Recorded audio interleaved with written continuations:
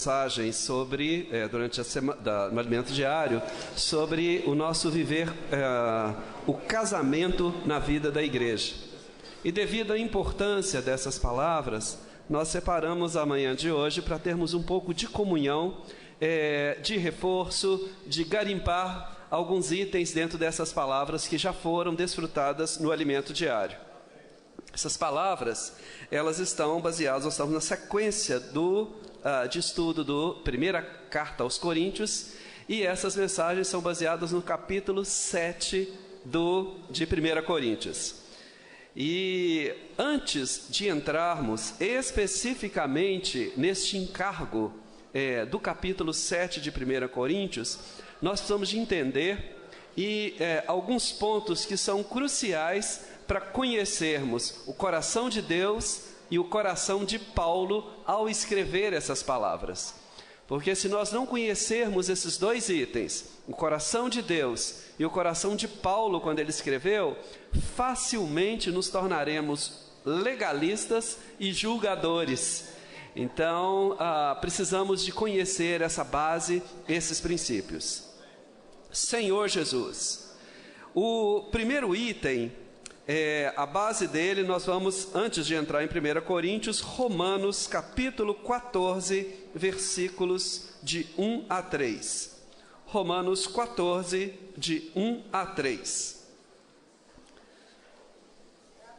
Vamos ler juntos? Acolhei o que é débil na fé, não porém para discutir opiniões.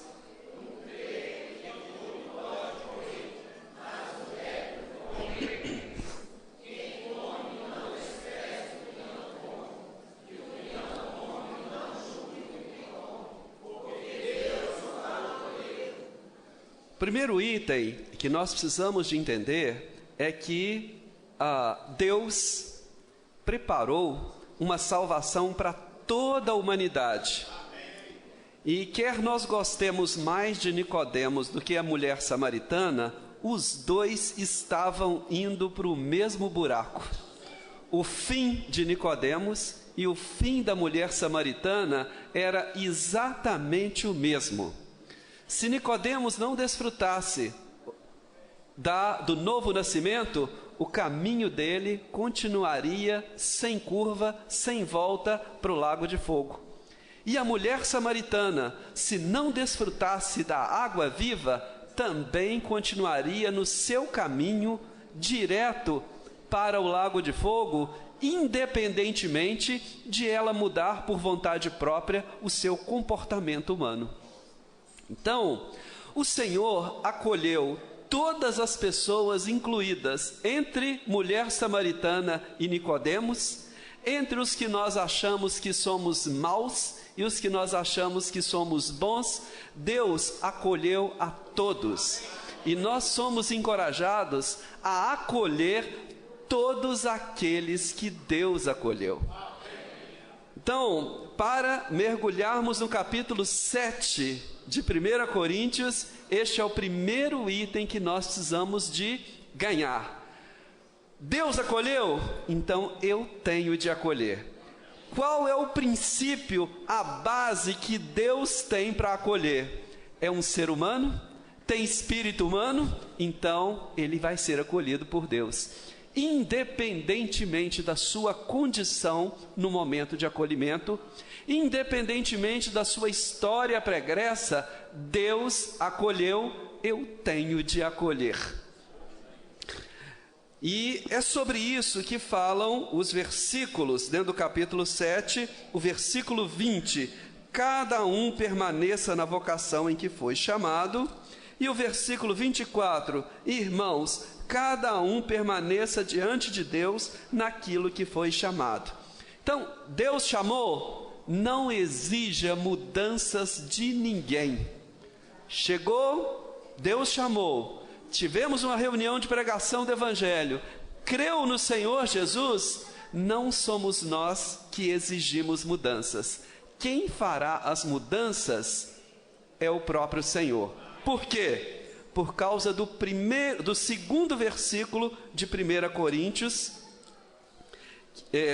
capítulo 1, versículo 2, que começa com a seguinte frase: a igreja de Deus.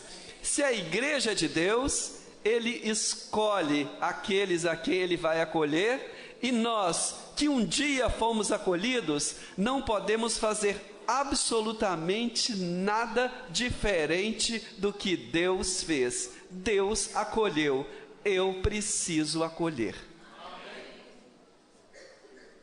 Então, este princípio do acolhimento é crucial para nós ao desfrutarmos do capítulo 7 de 1 Coríntios. E esse princípio do acolhimento é para alargar o nosso coração. Outro ponto que é abordado outro ponto básico para a compreensão do capítulo 7, está na continuidade no texto. Vamos ver capítulo 8, versículos 11 e 12. 1 Coríntios 8, 11 e 12. Vamos ler. E assim, por causa do teu saber, perece o irmão fraco, pelo qual Cristo morreu. E deste modo, pecando contra os irmãos, golpeando-lhes a consciência fraca, é contra Cristo que pecais. Que fala esse versículo? Que Deus acolheu pessoas de todo tipo. Eu estou ouvindo palavras sobre negar a vida da alma há 30 anos. Estamos aí, ouvindo, desfrutando, quase 30 anos. Sendo alimentado pela palavra. E aí eu estou aqui, chegou alguém que é novo, mas o comportamento exterior dele é completamente diferente do meu. Muitas coisas que Deus já me falou e que já tive meu viver transformado, eu quero pegar aquilo e aplicar para o outro. Não faça isso. A igreja não é minha, a igreja não é sua, a igreja é de Deus. Da mesma forma que ele me falou há 30 anos atrás, ele vai falar para o que está chegando agora. O que eu devo fazer com o que está chegando agora? Simplesmente acolher e amar. Eu posso ter comunhão na palavra, eu posso visitar, posso suprir palavra, posso levar para minha casa, posso tomar café junto, mas eu não tenho o direito de exigir mudanças no outro.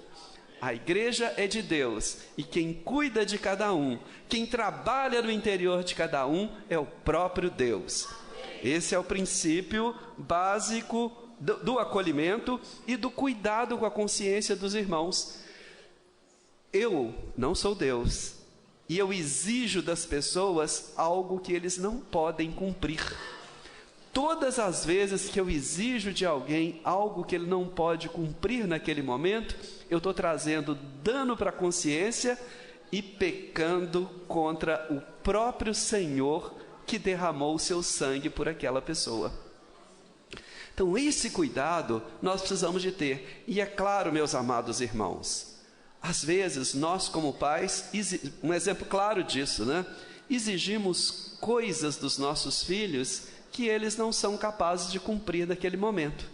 Então, posso pedir, olha, se você não fizer isso desse jeito, por exemplo, uma criança que ainda não tem o hábito de obedecer, ou que não foi treinado com relação à obediência. Olha, eu vou contar até 3, se você não fizer isso, você vai apanhar. Você conta até 3, ele não consegue fazer e você ainda bate no menino.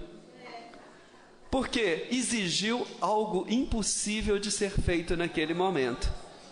Talvez eu já tenha aprendido isso na minha casa, mas com relação aos irmãos, nós também fazemos isso. Exigimos coisas que não são fáceis de cumprir e contamos até 3. E depois a vara come. Aí, aqui olha, é contra Cristo que pecais. E o terceiro, nós já começamos a falar, que é o segundo versículo, né? Que a igreja é de Deus. Se a igreja é de Deus, tudo que nós vamos fazer, nós devemos perguntar para Deus, mesmo que já esteja escrito na Bíblia algo que eu acho que não é bem assim. Eu aprendi daquele jeito. Esse princípio nós aprendemos no livro de Números. Nós não vamos ler por causa do tempo, capítulo 27, versículos de 2 a 8, E no capítulo 36, os versículos de 2 a 5. Moisés era alguém que conhecia duas pessoas. Ele conhecia profundamente a lei de Deus, porque ele a recebeu debaixo de uma longa comunhão de 40 dias no Monte Sinai. Ele sabia tudo sobre a lei, mas mais do que conhecer a lei, ele conhecia o coração de Deus. Então, quando as filhas de Zelofeade chegaram para ele e apresentaram a questão delas, ele conhecia a lei, mas como ele conhecia o coração de Deus, e falou: olha, a nação não é minha, a nação é de Deus, é melhor eu levar a questão para Deus. Então, nós precisamos ter esse coração. Esse princípio aplicado às filhas de Zelofeade também se aplica aos irmãos. Não seja rápido em dar a sentença, não sejam rápido em dar a solução. Consulte ao Senhor, porque a igreja é de Deus. Bom, então esse primeiro pacote de informações é para ganharmos o coração de Deus. Agora nós vamos ganhar o coração de Paulo ao escrever esse capítulo. Paulo, nós precisamos de entender que o princípio da encarnação, que é o que se aplica ao Novo Testamento, é completamente diferente do princípio dos profetas no Velho Testamento. No Velho Testamento, Deus queria falar algo, o Espírito dele vinha sobre o profeta falava: assim diz o Senhor, e transmitia o recado de Deus. Se o profeta era irresponsável e como Balaão, quando vinha a palavra de Deus, Balaão não tinha escolha sobre o que ele iria falar. Ele falava o que o Espírito vinha sobre ele, tomava completo controle da mente dele e falava. Se o profeta fosse como Balaão, ou fosse como Ezequiel, como Isaías, como Jeremias, que eram fiéis ao falar de Deus, um coração conectado no coração de Deus, ou não, o que Deus queria falar, ele falava com integridade e perfeição.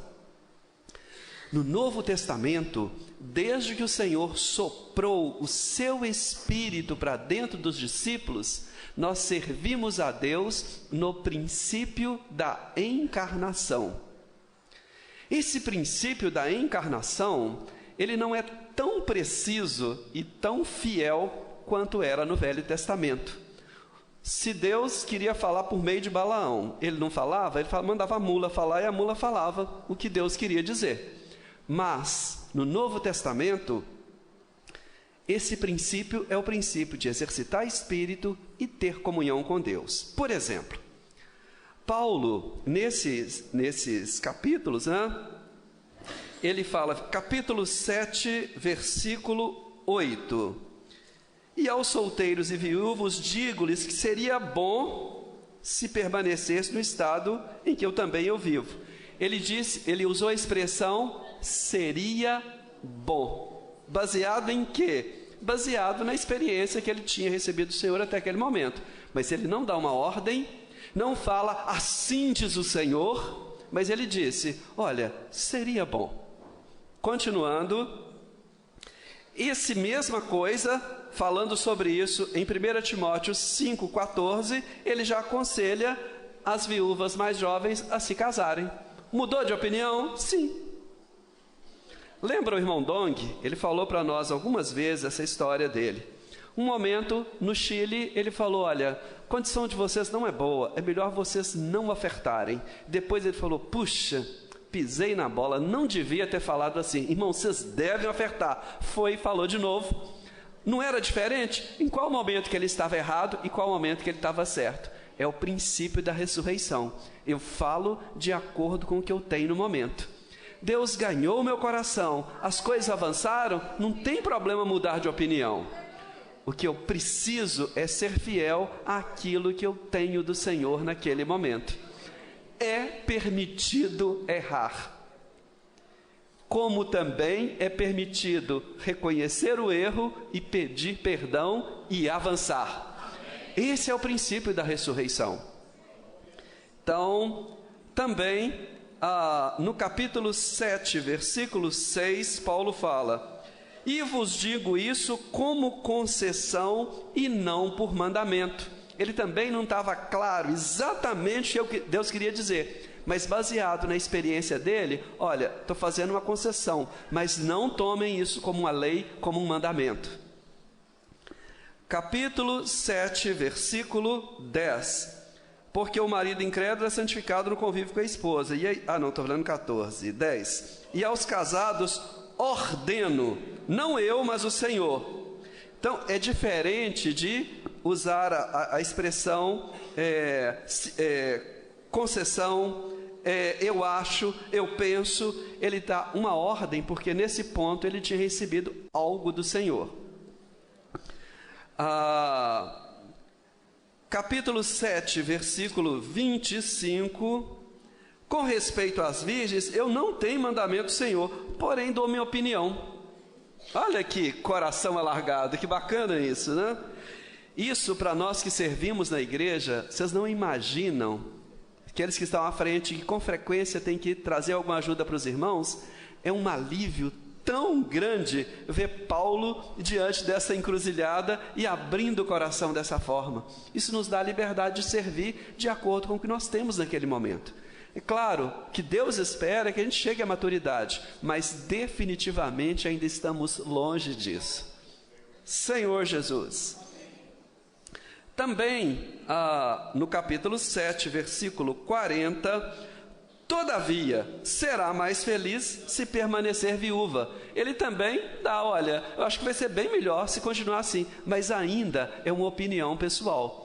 E nós temos esse direito enquanto servimos aos irmãos. Mas é bom nós separarmos na comunhão com os irmãos o que você acha, o que está relacionado com a sua experiência e o que a palavra de Deus diz. Então, na ajuda aos irmãos, precisamos de tudo isso. E Paulo é essa pessoa com esse coração flex, né? Bom demais isso.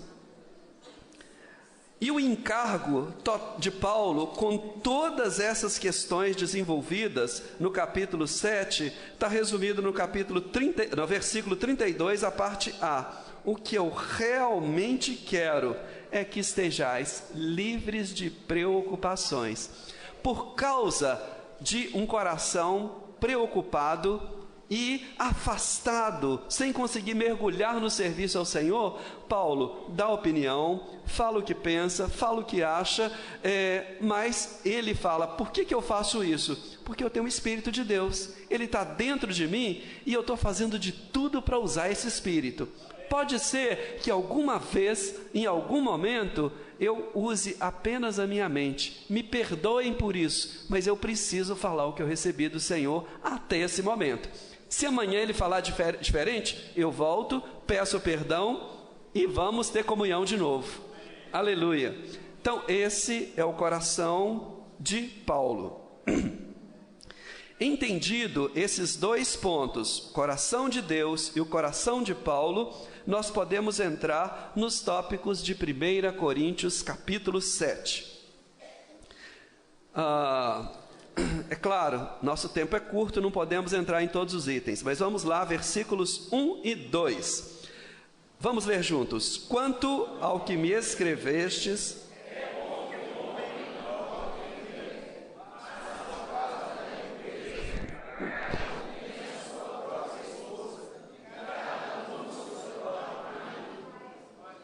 Aleluia. Esse versículo, ele começa com a seguinte frase: quanto ao que me escrevestes. Então, esse capítulo precisa de ser lido na ótica dessa frase. Os coríntios escreveram uma série de coisas e Paulo está respondendo dentro do contexto das perguntas que foram formuladas. Não existe um apêndice de 1 Coríntios com as seguintes colocações, perguntas que a igreja em Corinto fez, que os irmãos da igreja de Corinto fez. Não tem essas perguntas. Então, não seja rápido em tomar decisões em dar diretrizes, porque nós não conhecemos as perguntas que foram feitas. Mas conhecemos o coração de Deus e o coração de Paulo. Por isso é que é importante esse conhecimento prévio. Outra coisa, desde o princípio da Bíblia, ele falou assim, olha, aqui por causa das perguntas, é bem melhor que o homem não toque a mulher, que os dois permaneçam solteiros, certo? Mas esse não é o princípio de Deus desde o princípio. Deus fez o homem e fez a mulher, e falou, olha, agora você fez o casamento dos dois e falou, olha, fiquem juntinhos até que a morte os separe. E quando eles foram casados, nem morte tinha, então era para sempre, permaneçam juntos. Então, naquela primeira mensagem de casamento, não teve até que a morte os separe, porque a morte não estava nos planos de Deus. Aleluia!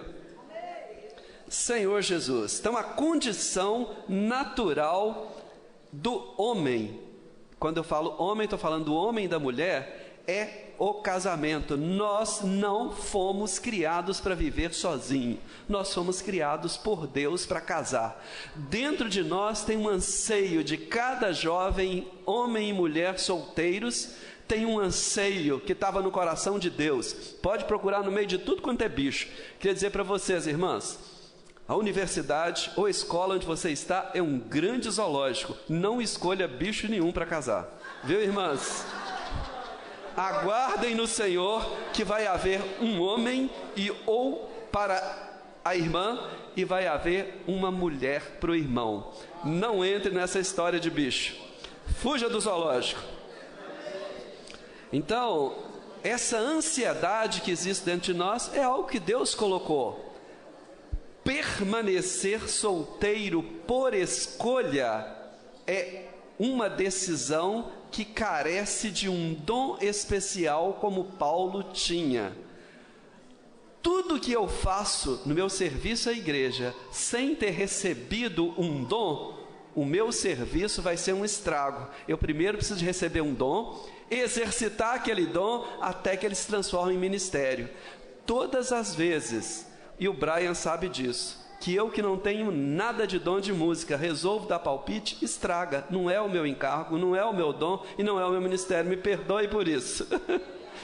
Então, se você não tem dom, irmão ou irmã, de ficar solteiro, continue orando ao Senhor para que Ele prepare um cônjuge para você. Para esse dom, para viver dessa forma por escolha, é necessário um dom. Por isso que a obrigação dentro da religião de os padres continuarem solteiros e não se casarem, traz tanto estrago e tanta pecaminosidade, tanta imundícia no meio dessas pessoas, porque ele não tem aquele dom e quer viver daquele dom como se tivesse recebido de Deus. Vai dar problema. Então esse é o primeiro aspecto, né? Versículos de 3 a 5, vamos ler 3 a 5. O marido, vamos ler juntos. O marido conceda à esposa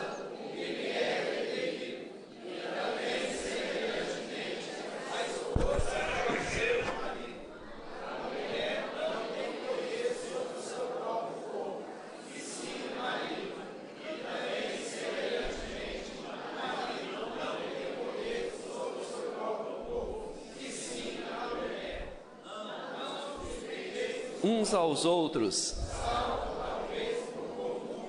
com sentimento, por algum tempo,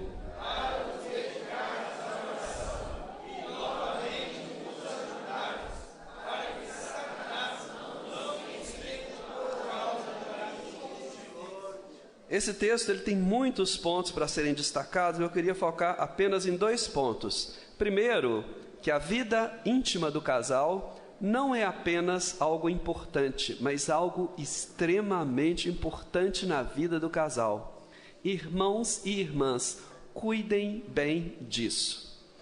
Aí você fala, olha, se eu não estiver bem, as coisas não estiverem bem resolvidas com o meu marido ou com a minha esposa, nada acontece lá em casa. Eu queria dizer para vocês o seguinte, em muitos casos, onde se omite o relacionamento íntimo, vivo e intenso, nós chamamos popularmente de terceirização de serviços. Cuidem bem desse aspecto na sua casa. Irmãos e irmãs, isso é algo que nós precisamos cuidar bem. Isso é uma maneira de cuidar do nosso cônjuge, esposo e esposa, cuidar bem para que haja harmonia entre vocês e que o pecado não entre na sua casa. Cuidem bem desse aspecto. Exceto, ele fala assim, olha, eu preciso dedicar a oração, mas eu queria dizer, as irmãs gostam de orar longo demais. Orem mais curto, tá bom? Outro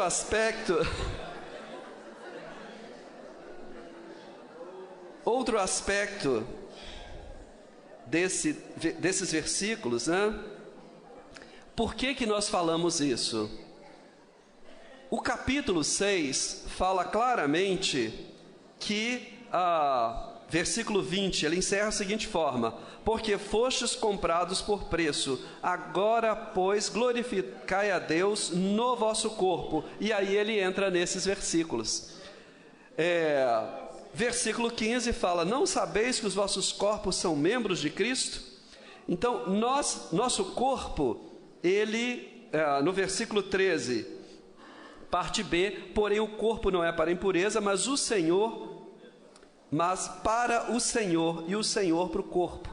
Então, o nosso corpo, desde o dia que você foi salvo, você foi comprado pelo precioso sangue de Cristo por um alto valor e não pertencemos a nós mesmos, nós pertencemos ao Senhor. Mas aqueles que já são casados, Deus confiou o seu corpo para o seu marido, irmã, e Deus confiou os cuidados do seu corpo, irmão, para a sua esposa. Então, Deus comprou e entregou para o seu cônjuge cuidar. Enquanto somos solteiros, somos inteiramente responsáveis pelo nosso corpo. Jovens estão em plena hábito e plena mania, né? E sei lá, interferência de quem? De fazer tatuagem. Queria dizer para você o seguinte: você não tem liberdade de tatuar nada em seu corpo se Deus não te permitir. E aquele que já veio tatuado deve ser recebido porque Deus o acolheu e não exija nada de ninguém. Então, não tem que tirar, não tem que mudar. Se Deus acolheu daquele jeito, permaneça na condição em que foi acolhido por Deus. Mas nossos jovens e alguns adultos, cuidem disso, irmão. Porque o seu corpo não pertence a você.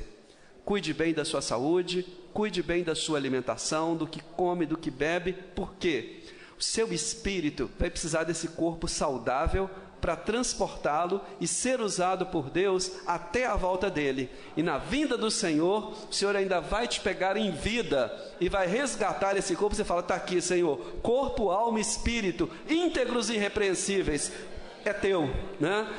Aleluia. Mas no casamento, a mulher é que é responsável pela condição do marido, do corpo dele, e o marido da mulher. Por isso, a importância de cuidarmos de todos os aspectos um do outro, e isso entra o nosso viver íntimo de casal. Versículos de 10 a 15, esse eu não vou falar direto, vamos lá, só o versículo 10. Ora, aos casados ordeno que a mulher não se separe do marido. Olha que bacana. Paulo, nesse versículo, se o capítulo terminasse aí, nós estaríamos fritos. Ele falou, olha, mulher, não se separe do marido. Marido, não se separe da esposa, pronto, e acabou. Mas ele não termina aqui. E qual que é a frase que começa o versículo 11? Se porém. Olha, primeiro existe uma ordem da parte de Deus.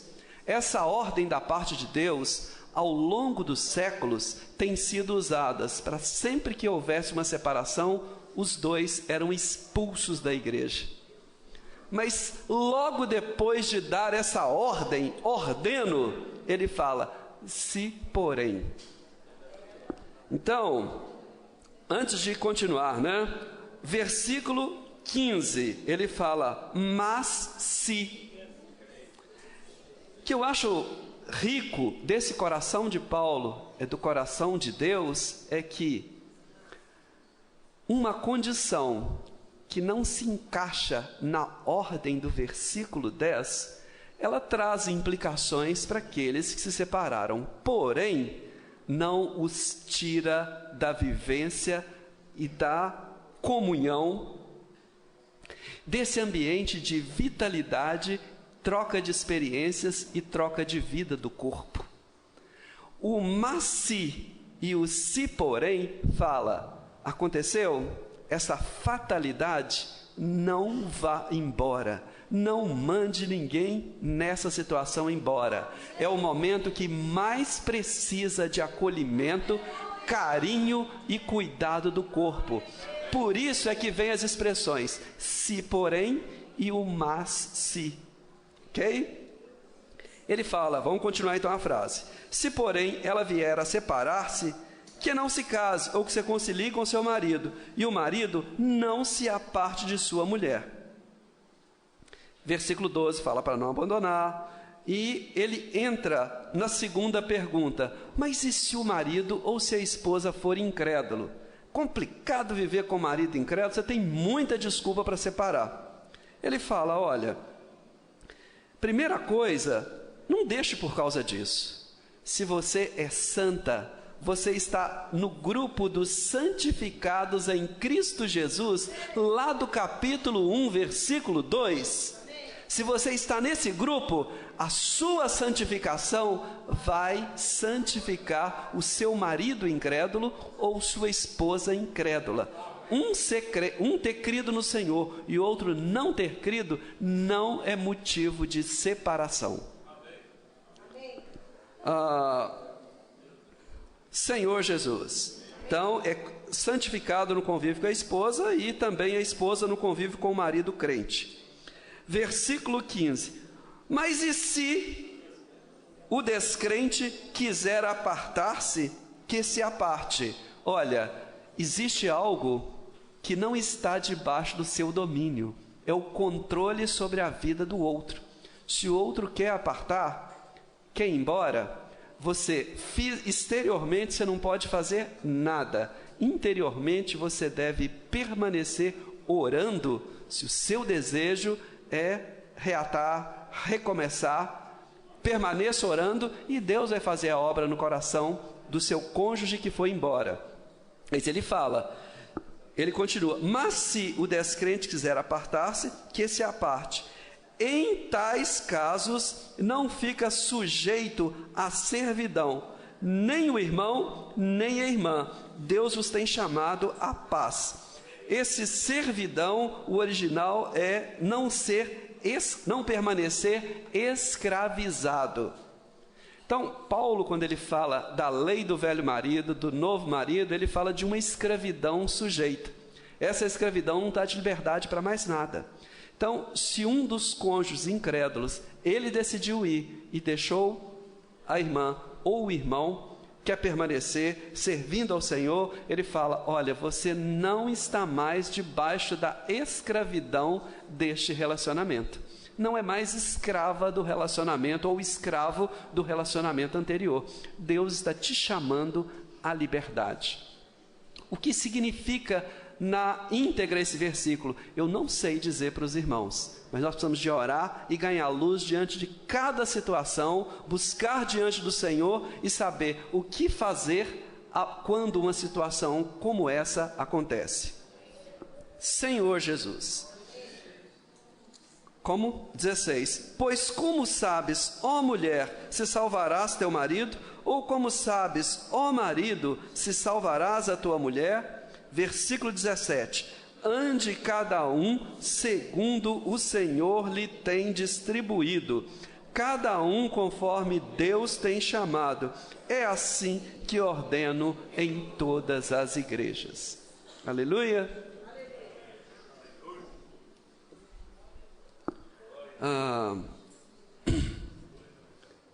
Senhor Jesus. Então esses versículos eles trazem todas essas questões para nós. E o que o coração de Paulo, né, voltando a 7,32, o que ele realmente quer é nos libertar das preocupações para servirmos ao Senhor desimpedidamente. Então, Paulo, nesse capítulo, nós não vamos entrar nas outras questões que ele está respondendo perguntas. Muitas perguntas são respondidas. Entretanto, os coríntios deviam ter aumentado a lista de perguntas, porque tem muitas coisas que nós estamos experimentando hoje e que os coríntios não perguntaram. Além dos coríntios não terem perguntado, Paulo não teve a menor preocupação de aumentar a lista de questões. Por que tantas questões pelas quais nós temos passado hoje o nosso viver da igreja não foram levantadas nesse capítulo 7, 1 Coríntios? Por causa dos princípios que nós falamos no início da mensagem. Se você conhece o coração de Deus, se você conhece o coração de Paulo, se conhece esse princípio do acolhimento que ele fala, nós precisamos nos voltar ao Senhor e apresentar as questões a Ele. Então, na segunda mensagem, né, sobre esse assunto no alimento diário, algumas questões que Paulo não respondeu, que os coríntios não perguntaram, foram levantadas.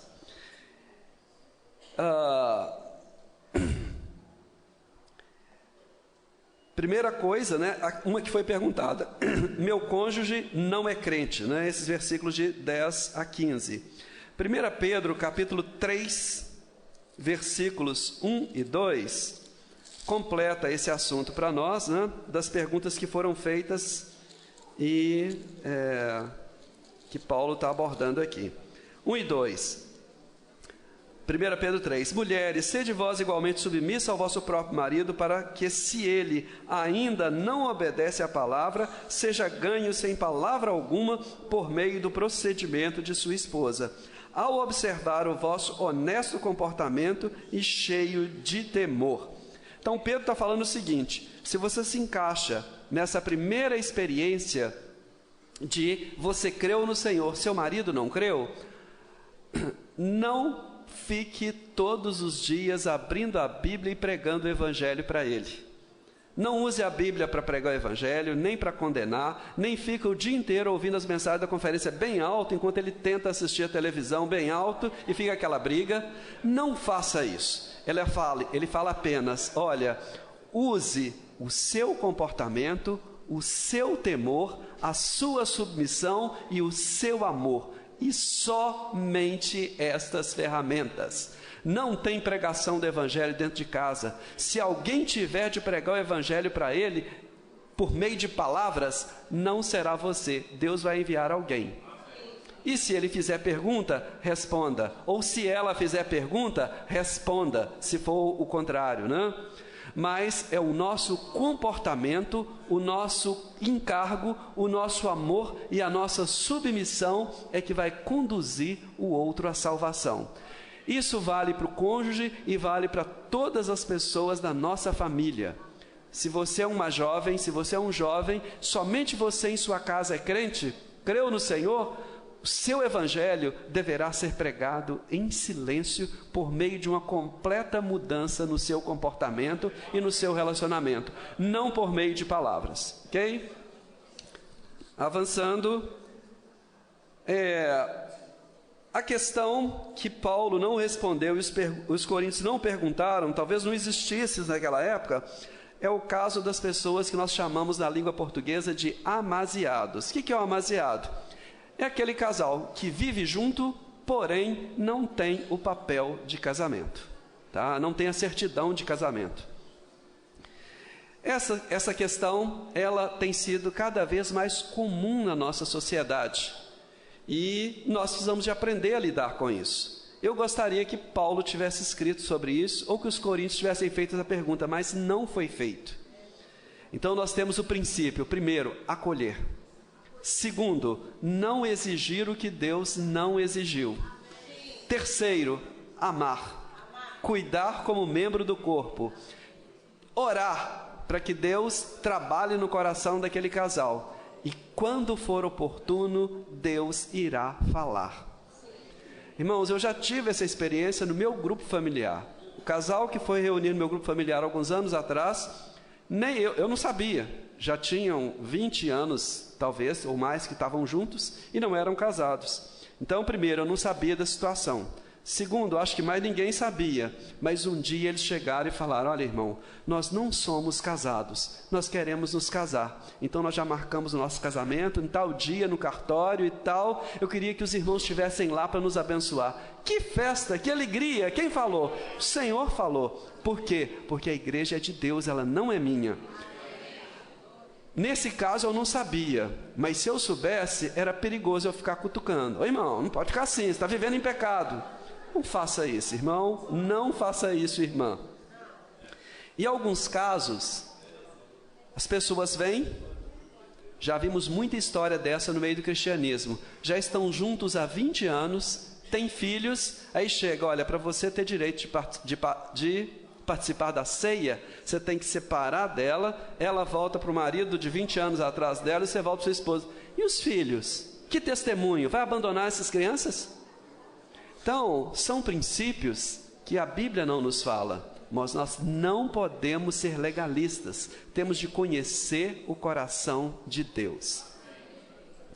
Lembrarmos, irmãos, que a forma legal de um casamento, ela depende de nação para nação.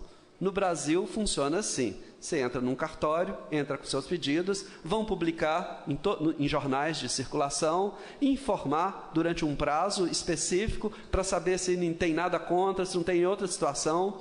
Vão te pedir uma certidão de nascimento nova, porque se tiver já acontecido um casamento, está registrado lá, pede aquilo tudo e tal. Olha, não, depois de 30 dias foi tudo tal, não podemos marcar a data do casamento. Vai e casa, tem as coisas formais e diante da lei brasileira vocês estão casados naquele momento. Mas isso é algo peculiar à legislação do Brasil. Quando nós vemos, por exemplo, na Bíblia, em Gênesis 24, o casamento de Isaac e de Rebeca. Foi o servo, buscou Rebeca, entregou para o Isaac, provavelmente Abraão, a Bíblia não fala, oraram antes, alguma coisa assim, entrou para a tenda e estão casados para sempre.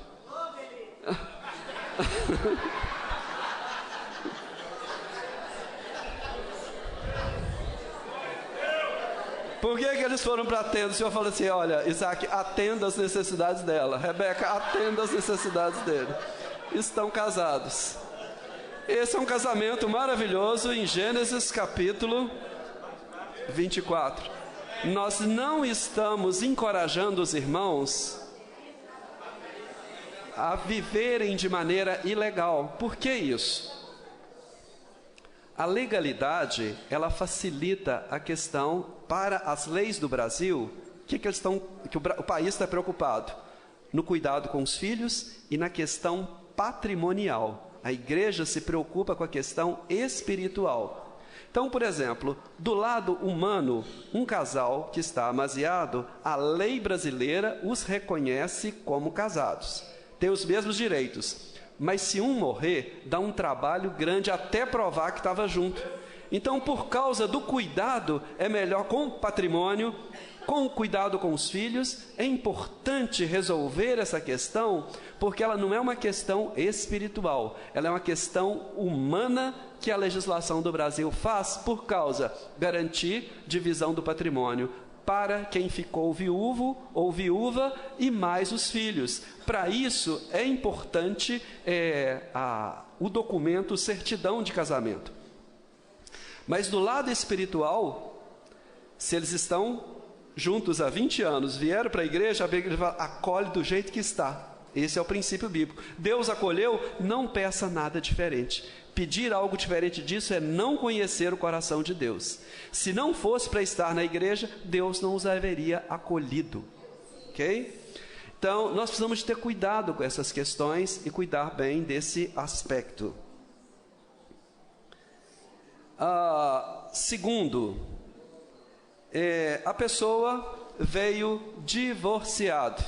Veio para a igreja, creu no Senhor, não exija nada. Deus acolheu, nós devemos acolher do jeito que veio.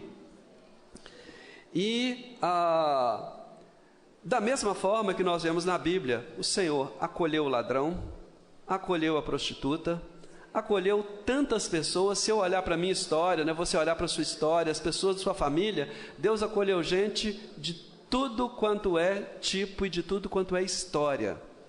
Por que a pessoa com essa característica vai ser diferente? Então, o princípio é o mesmo, acolher o que Deus acolheu. Outra coisa, infelizmente, tem acontecido no nosso meio, cada vez mais, deveria ser cada vez menos, mas infelizmente tem sido cada vez mais separações. Então, vamos imaginar, eu já presenciei desde esses anos que eu estou vendo a vida da igreja, o casal se separou, um foi para um lado, outro foi para o outro. 20 anos depois, eles tentaram se encaixar em tudo quanto é lugar, não conseguiram, e falam assim, olha, não tem jeito, meu lugar é a igreja, eu vou voltar. Aí volta, cada um com um novo cônjuge e novos filhos. Não é fácil, mas o que fazer? Falar para eles, não, irmão, sinto muito, mas vocês não têm mais lugar na igreja, pode voltar para onde você estava ou então para o mundo. Posso fazer isso? Deus os acolheu e os constrangeu na situação onde estava. Precisamos de graça diante do Senhor para administrar essa situação. Mas o caminho não é mandar separar e casar de novo. Por quê? Já existem filhos, já existe uma nova história. O que fazer? Precisamos de luz diante do Senhor. Como buscar isso? Conhecendo o coração de Deus, conhecendo o coração de Paulo quando escreveu esses versículos e esse capítulo 7 de 1 Coríntios. Uma coisa também nós sabemos, né? A pessoa veio, nós acolhemos, recebemos, mas é claro, vai ter muita restrição no serviço. Por quê? Por causa do outro versículo, falou capítulo 6, da consciência dos irmãos. Qualquer coisa que afetar a consciência dos irmãos, nós temos de ter cuidado com relação a isso. Vamos imaginar um casal. Primeiro, que está nessa situação. Ele pode servir na igreja, o irmão e a irmã. A primeira coisa é esperar um tempo e confirmar se realmente vai permanecer. O casal pode servir, mas é melhor que sirva num serviço mais oculto. Por exemplo, se um irmão desse, ele tem ministério da palavra e ele vai falar a palavra exatamente no dia que tem uma palavra sobre essa, como fazer isso? Vai ferir a consciência de muita gente, né? Então, nós precisamos de cuidar dessas questões. Mas até isso é complicado, né? O mundo hoje está numa condição tão complexa, não só no mundo, mas especialmente no nosso país, temos uma sociedade muito degradada. Então, você chega em lugares, algumas pessoas são salvas, e a igreja vai ser estabelecida ali depois de algum tempo.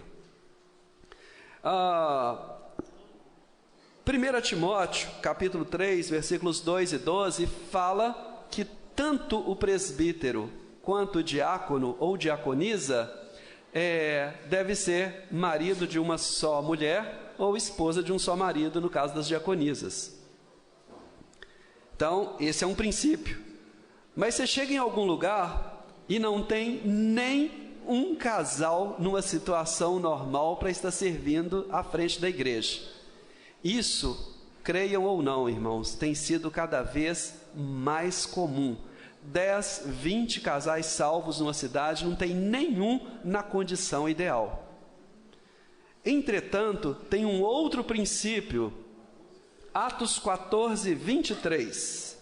O primeiro é bem conhecido, nós não lemos os versículos de 1 Timóteo, mas este de Atos é importante. Atos 14, 23. E promovendo-lhes em cada igreja a eleição de presbíteros, depois de orar com jejuns, os encomendaram ao Senhor em que haviam crido.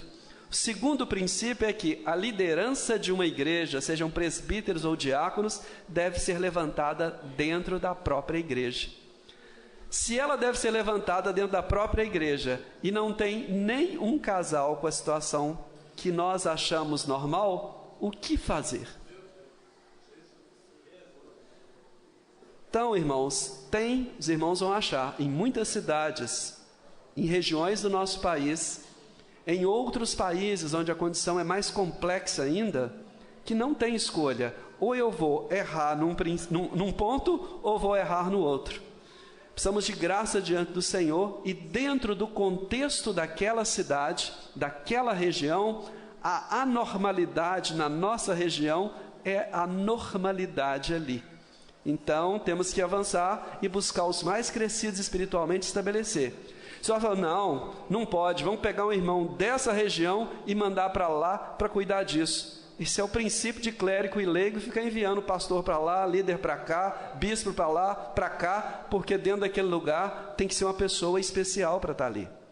Uma pessoa que não está vivendo o contexto daquela igreja não tem um coração de acolhimento como deveria ter.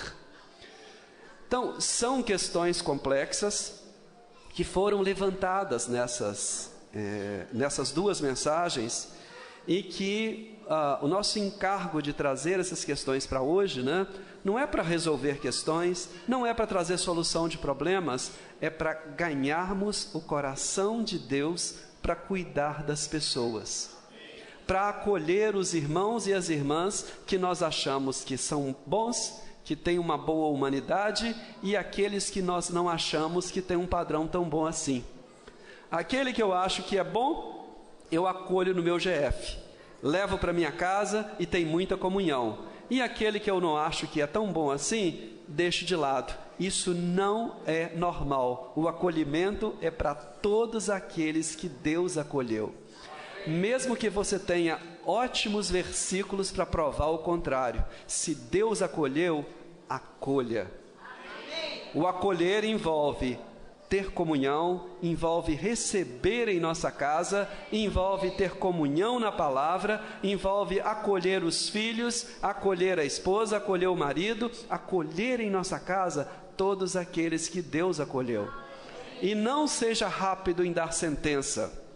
Voltando, capítulo 7, versículo 32, vamos ler juntos?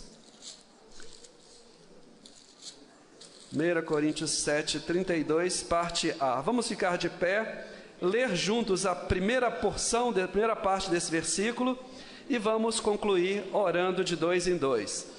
O que eu realmente quero é que estejais livres de preocupações. Novamente, o que eu realmente quero é que estejais livres de preocupações. Vamos orar de 2 em 2.